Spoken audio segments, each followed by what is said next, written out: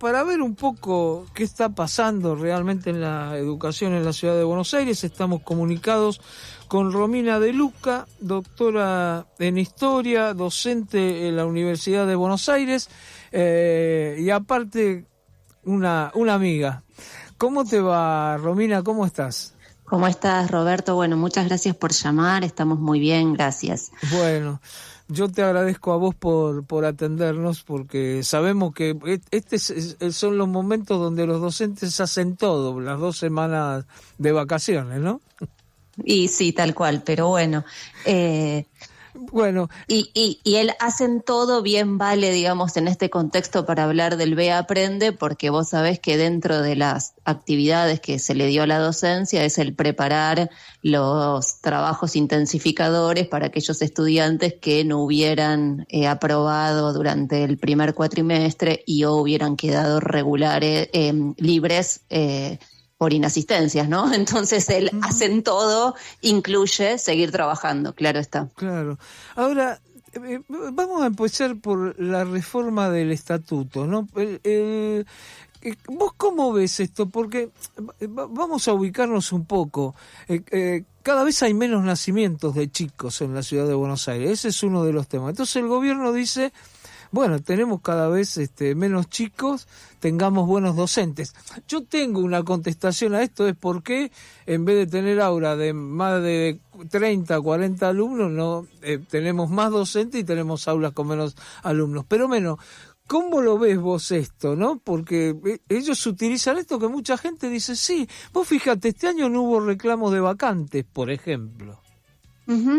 A ver, es cierto que la caída de la natalidad implica, en términos educativos se habla de una oportunidad para poder pensar qué hacemos efectivamente con el sistema educativo y con la docencia.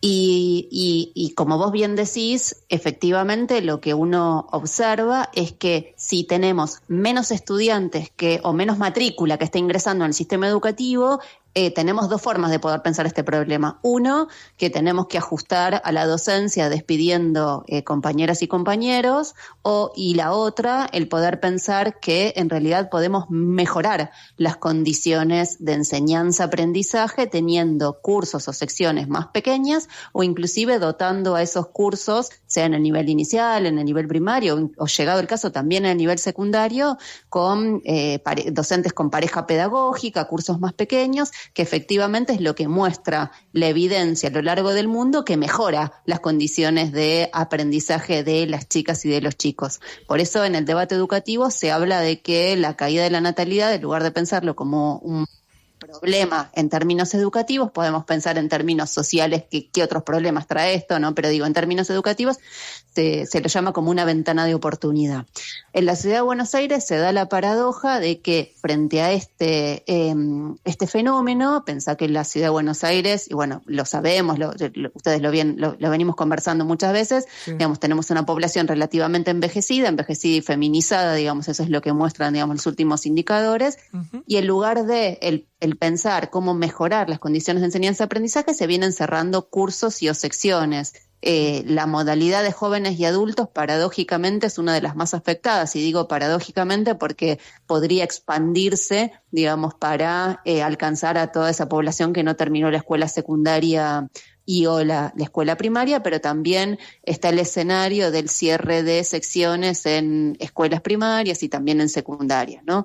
Entonces, lo que se está pensando, digamos, frente a este fenómeno es cómo media el ajuste en materia educativa a través de, en lugar de pensar tener, digamos, mejores condiciones de enseñanza, el por un lado ajustar. Claro. El gobierno, sin embargo, con el BEA Aprende, y sobre todo esto apareció con la reforma de algunos artículos del Estatuto del Docente, el planteo de estamos intentando crear mejores docentes, ¿no?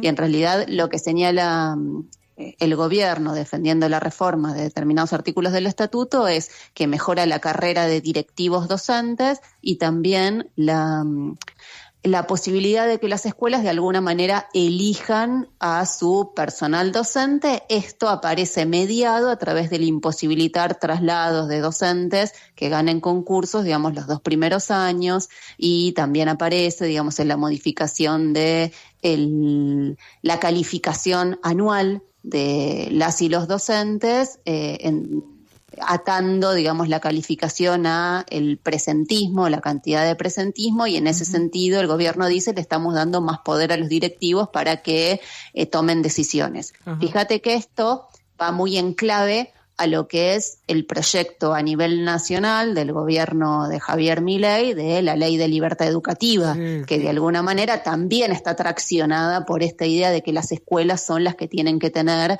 mayor poder de decisión y de injerencia, que eso... Lo cierto es que es una discusión que podríamos tener, y uno puede pensar, bueno, el conocer a la comunidad escolar, el tener un staff estable en términos docentes,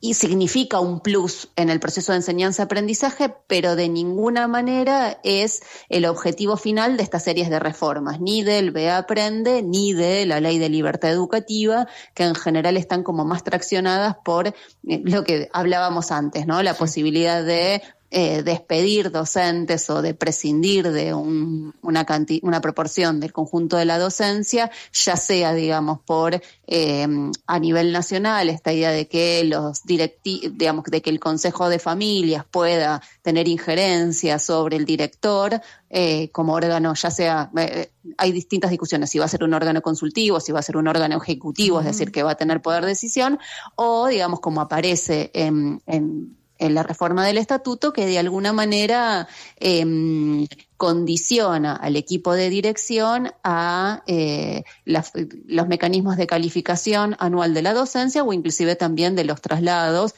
que, bueno, es un derecho estatutario, digamos, de los docentes el poder trasladar sus horas y trabajar en otro lugar. Entonces, digamos, lo cierto es que las reformas no van hacia ese sentido de la ventana de oportunidad que nos plantearían, digamos, los momentos de baja de natalidad, o inclusive los procesos de reforma que nos permitan pensar, bueno, ¿qué hacemos con el sistema educativo? Acá en realidad hay un discurso de tornar el sistema educativo más eficiente o más vinculado a cada una de las escuelas, pero esto es la pantalla, digamos, en realidad en última instancia de un gran proceso de ajuste y de degradación del sistema educativo. Lo pienso también a propósito de la reforma curricular que implica el BEA Aprende, ¿no? Ajá. Entonces, digamos,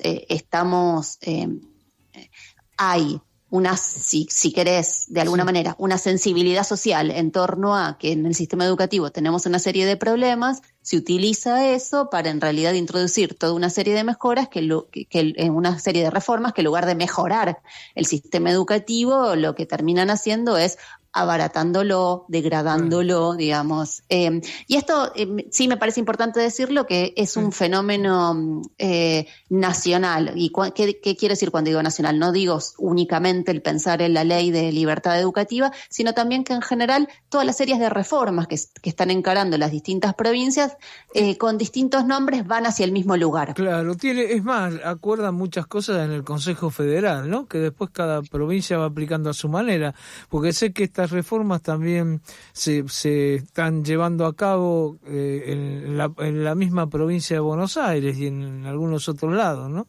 Sí, pensá que en realidad lo que son los periodos de intensificación, ¿sí? Uh-huh. En la provincia de Buenos Aires también, digamos, funcionan, y veamos, ¿no? Que es interesante hacer este ejercicio, ¿no?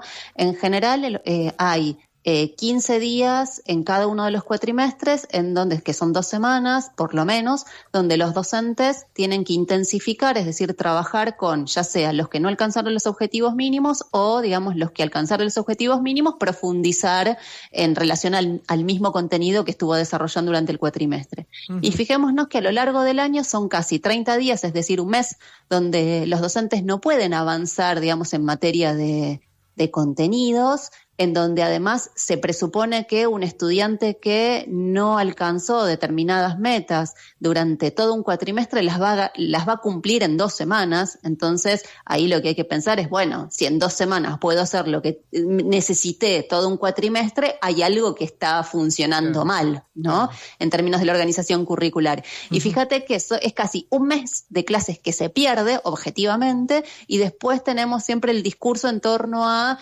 si el problema de la crisis educativa es que la docencia hace muchos paros para reclamar por sus derechos, ¿no? Y todas las reformas van en el sentido de, digamos, no cumplir esa meta de los 187, 185, 190 días de clase, porque objetivamente cuando vos armás una reforma que implica que tenés distintos periodos de intensificación, lo que estamos viendo son 2 cosas. Por un lado, que estamos cercenando el calendario escolar objetivamente, por más de que las chicas y los chicos estén en la escuela, están en la escuela en un espacio vacío, donde los que llegaron, digamos, los que consiguieron, digamos, los objetivos de cada una de las asignaturas o laboratorios o áreas, ahora si querés después hablamos un poco de eso, pero digo, los que alcanzaron los objetivos van a la escuela y en realidad, digamos, van a un espacio donde no avanzan.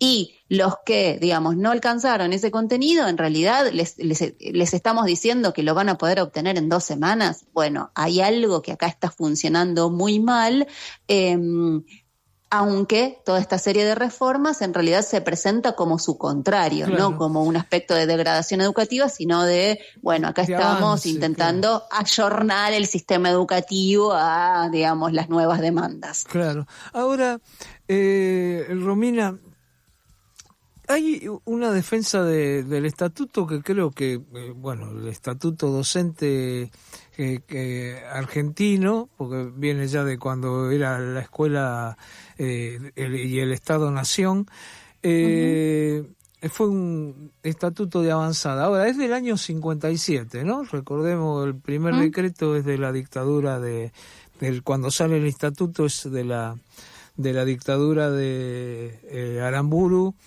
y Leonardi, que tenían que ver qué forma hacer para que cambiar la forma que se elegían los maestros. Los maestros tenían que estar en el sindicato peronista. Si no eran peronistas no podían ejercer. Es más, si no eran peronistas tenemos cantidad de casos de gente que iba presa. Entonces, salió este estatuto, después ratificado en democracia, pero no tiene algunas cosas que ya no serían necesarias, por ejemplo. ¿Cómo lo ves vos? ¿O realmente hay que dejarlo tal cual está? A ver, a mí me parece que la discusión no es el tomar el estatuto del docente como si fuera una especie de Biblia sagrada, ¿no? Pero me parece que la discusión en realidad que sí se habilita a pensar detrás de los procesos de reforma es si se encaminan en otorgar a las y los trabajadores, en este caso, digamos, los docentes, de mayores derechos o en realidad de menos derechos. Entonces me parece que esa es la discusión que está detrás de los procesos de reforma. Decir el estatuto no se toca, en realidad, de alguna manera habilita a el planteo que vos hacés. Bueno, pero a ver, en realidad lo que tenemos que pensar es si este estatuto nos sirve hoy día o no nos sirve. Claro. El problema ¿O qué no cosas es modificar, claro. Exactamente. ¿Y qué cosas modificar y hacia dónde modificar estas determinadas cuestiones? Porque lo cierto es que el estatuto del docente, pensamos el de la Ciudad de Buenos Aires, tiene reformas, te diría, casi todos los años. Lo que pasa es que no necesariamente engarzan siempre con procesos de reforma laboral más general, como sería, digamos, el caso actual, no solo por lo que se modifica en el Estatuto del Docente, sino con la agenda, digamos, de la reforma laboral en el conjunto de los trabajadores. Y en realidad en todos estos procesos lo que uno ve es que hay un cercenamiento de derechos y no una mejora de las condiciones de trabajo. Ya ni hablemos de lo que son, inclusive también en la Ciudad de Buenos Aires, los mecanismos de precarización laboral en el seno de la docencia a través de los programas socioeducativos, plan fines, etcétera, que en realidad implica el introducir distintos andamiajes legales en términos de lo que podría ser un mismo trabajo, ¿no?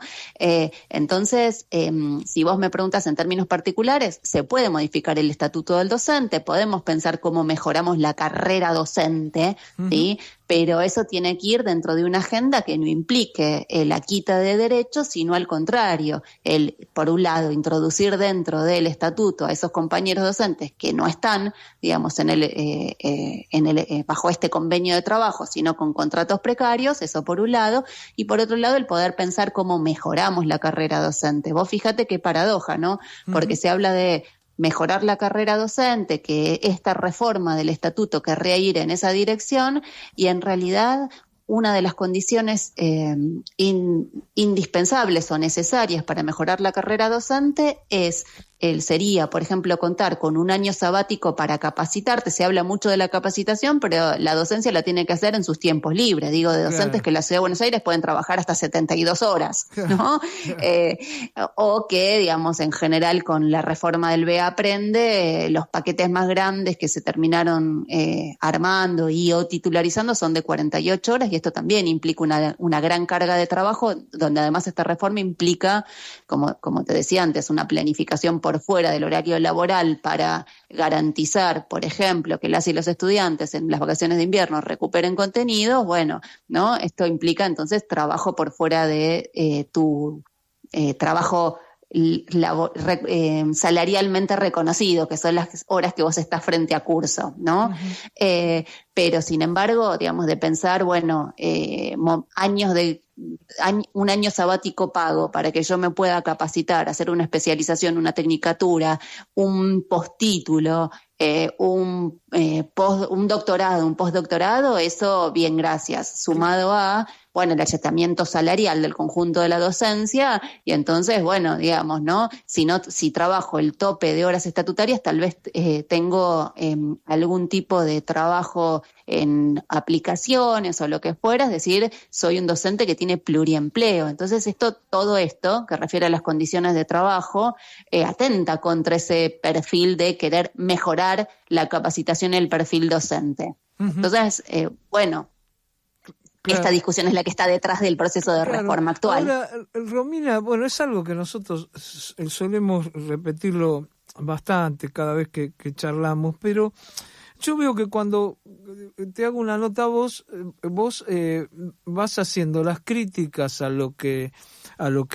está vigente, o a lo que se va a hacer, o a lo que se quiere hacer, o lo que ya se hizo, pero a su vez vas mandando propuestas, vas diciendo, bueno, esto habría que ver porque se puede mirar desde acá, esto que decíamos, bueno, se pueden hacer los cursos con menos gente, pero lo que yo no veo en general en los sindicatos y en la gente que le reclama al gobierno, veo lo contestatario, es decir, veo hay tomas en todos lados, algunos explican muy bien por qué es lo que está pasando, otros no tanto, pero bueno, uno sabe, hay una toma acá, algunos docentes de tal o cual gremio están, pero lo que no se ve es la propuesta del sector docente, ¿no? Como que se va adelante con la protesta, cosa que todos sabemos que es fundamental, pero después parecería que no se sabe qué hacer, o se habla, no hay un plan, no veo desde UTE, que la semana pasada estuvieron reclamando en el ministerio, del propio ADEMIS tampoco, no veo una propuesta. ¿Cómo lo ves vos todo esto? No, es que efectivamente me parece que ese es el gran problema, ¿no? Y en realidad es un problema que no es nuevo, porque efectivamente lo que uno, encuentra a nivel de la intervención sindical, que creo que hay una diferencia entre UTE y ADEMIS, porque en realidad UTE se acordó de que ahora se quiere, digamos, oponer al BEA Aprende, cuando el BEA Aprende desde diciembre del 2023, digamos, no, es que cierto. viene la metodología avanzando, es verdad, ¿no? ADEMIS viene siendo más pero sí coincido en lo que vos planteás, y de hecho es una de las críticas que siempre le hacemos al sindicato, y cuando digo al sindicato en particular también digo de ADEMIS, tiene que ver con la falta de propuestas, y me parece que este es un gran gran déficit, y creo que esa ausencia de propuestas en torno a, bueno, digamos, si tenemos una crisis dentro del sistema educativo, ¿cómo la resolvemos? O, digamos, ¿cómo imaginamos nosotros que debe estructurarse, digamos, la política educativa?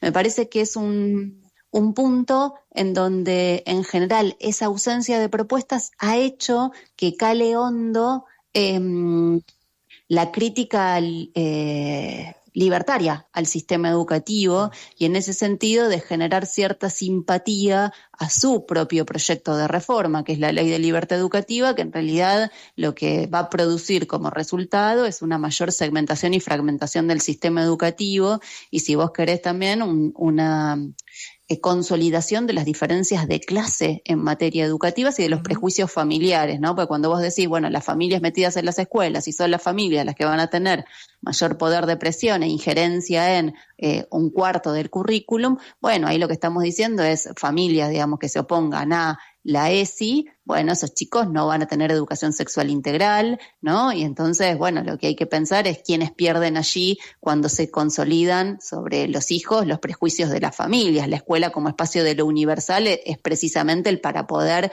generar, si vos querés, sujetos que puedan decidir y elegir, ¿no? Libremente o más libremente, ¿no? Pero efectivamente lo que quería señalar acá es que la ausencia de propuestas, de poder pensar, bueno, a ver, ¿qué del estatuto podríamos modificar para ganar derechos? ¿Sí? ¿Qué ha quedado obsoleto? Y eso implica, digamos, el decir, bueno, sí, este artículo ya no tiene sentido porque en realidad sobre lo que legislaba es algo que ya, digamos, el tiempo ha vuelto caduco. Bueno, es algo que, digamos, nos colocaría como un actor, ¿sí?, decisivo y con propuestas frente al conjunto de la sociedad y obviamente de la comunidad escolar. Cuando no podemos articular una serie de reformas que nos que digan, miren, nosotros así imaginamos que vamos a mejorar el sistema educativo, y no es solo simplemente decir no al Beaprende, no a la reforma del estatuto, no al ajuste en educación, que obviamente todos como aspectos parciales